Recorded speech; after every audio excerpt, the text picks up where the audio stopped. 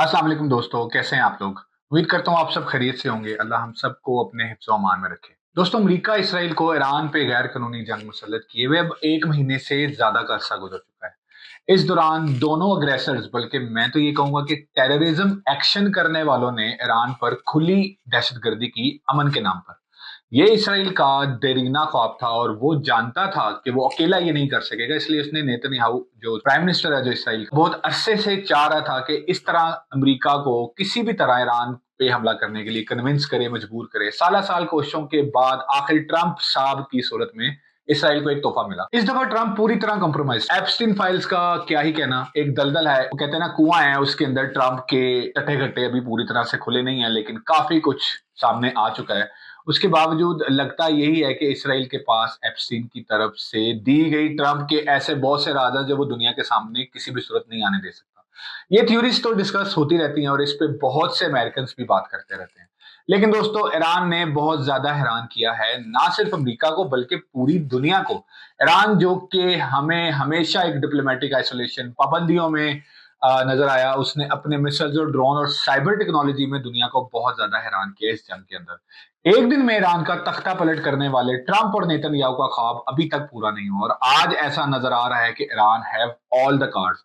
वो जो Donald Trump ने यूक्रेन के प्रेसिडेंट जेलेंस्की को व्हाइट हाउस में बुला के कहा था ना, you don't have the cards, आज ट्रंप के पास खुद को ये कार्ड्स नहीं है।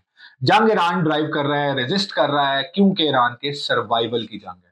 लेकिन दोस्तों, इस जंग में जो यहूदी ताकतें तो ईरान के सामने, ईरान के खिलाफ हैं, वो तो समझ में आता है। पर अफसोस की बात यह है कि गल्फ ममालिक ने ईरान का साथ नहीं दिया, बल्कि साथ क्या देना था, उन्होंने तो पार्टी फ्रीक बनकर ईरान पे हमला करवाया। बज़ाहिर तो ऑफिशियली ये जंग अमेरिका इसराइल की है जो ईरान पर मुसल्लत की गई है, पर पूरे मिडिल ईस्ट में वो तमाम बेसिस, वो तमाम हथियार जो कि गल्फ ममालिक के कंट्रोल में थे, वो सब खुलकर इस्तेमाल हो रहे हैं ईरान के खिलाफ।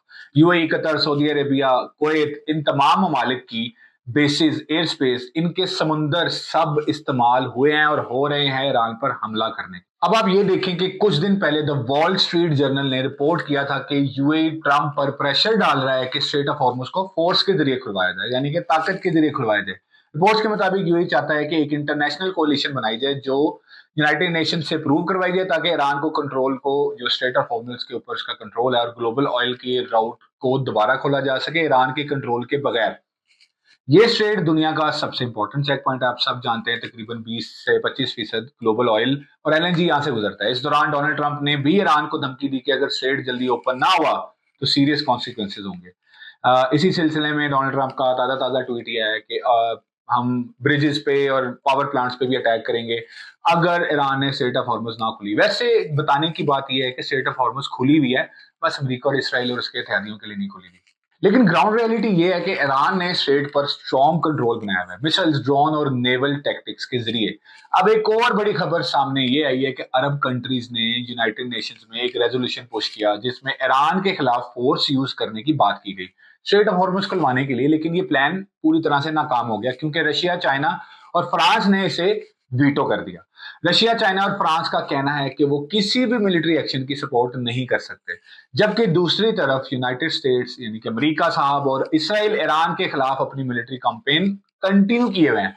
इसका सीधा मतलब क्या है कि स्ट्रेट ऑफ हॉर्मुज अभी भी एक्टिवली ईरान के कंट्रोल में है, ऑयल सप्लाई जो है वो डिस्टर्ब है और ग्लोबल इकोनॉमी प्रेशर में है। यानी दुनिया को दो कैंप्स में डिवाइड किया जा चुका है या हो चुकी है और कॉन्फ्लिक्ट अभी खत्म नहीं हुआ, अभी खत्म होने से काफी दूर है।